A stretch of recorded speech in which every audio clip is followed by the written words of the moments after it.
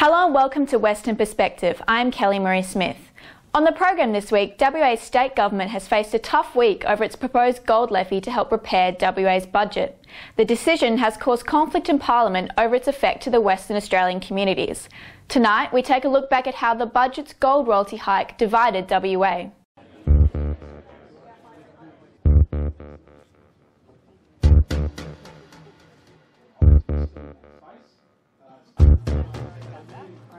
It was a budget decision designed to help improve Western Australia's debt and deficit. But instead, it's introduced fear into the mining industry, its businesses and workers. We are sorry about that. I am sorry about that. The Labor government introduced a plan to raise gold royalties by 50% as part of its first state budget. We will be forced to breach the commitments we made before the state election. The decision broke an election promise to not introduce new taxes, causing concern for the gold industry and its employees. The Labor government's gold royalty measure would increase the gold royalty rate from 2.5% to 3.75%, intended to begin from January, when the gold price reached $1,200 an ounce. It's designed to help raise almost $400 million over 4 years. Premier Mark McGowan says it was time big businesses contributed to help fix the debt and deficit left by the former Liberal Party government.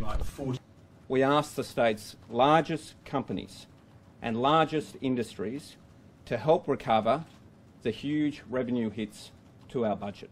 Treasurer Ben Wyatt says it's something mining companies can do to help the state. The gold sector can certainly afford contributing to budget repair. The hike would increase the cost to the industry. All I'm asking the gold sector to do is pay another $20 an ounce out of a gold price around $1,650 an ounce. But that'd be disaster.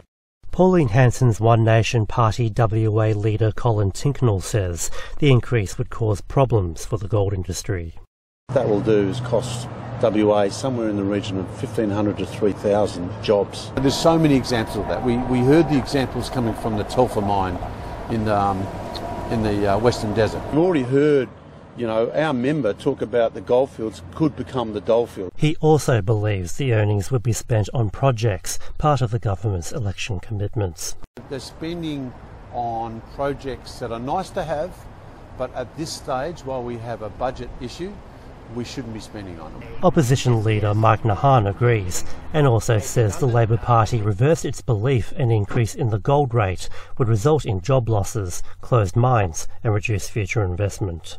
Mark McGowan and McGowan government did not seek or have a mandate to increase the gold rate. Before the election, he had made it quite clear he did not support an increase in the gold rate. It's resulted in mining companies campaigning against the tax, but the government says they're trying to avoid contributing. What I'm finding interesting at the moment is that the gold sector is willing to spend literally millions of dollars on PR consultants, lobbyists, you name it, to avoid paying Western Australians a fair share for the resource that they own. Since then, the gold tax has been stopped in Parliament after the Liberal Party unanimously supported a disallowance motion in the upper house, a decision backed by the mining industry. 50% increase in the gold royalty rate would destroy jobs in the gold industry. The $400 million gap caused could result in the state's credit rating downgraded following the government's meetings with credit ratings agencies this week. But there are concerns whether state government will now make its savings, with mining jobs now safe.